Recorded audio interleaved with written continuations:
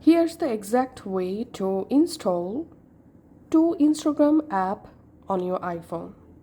So first of all, you have to open the Safari browser and type here instagram.com, and then open official Instagram website. Then just go ahead and sign into your first Instagram account from here.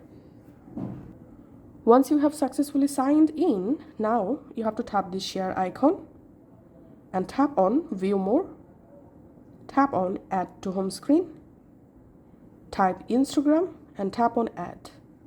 And here we can see our first Instagram successfully installed.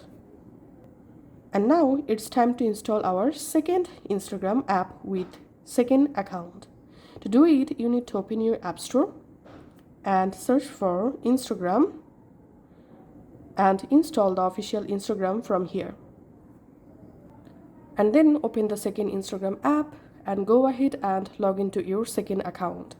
And then you can just go ahead and easily use two different Instagram accounts from your iPhone just like this. Thanks for watching.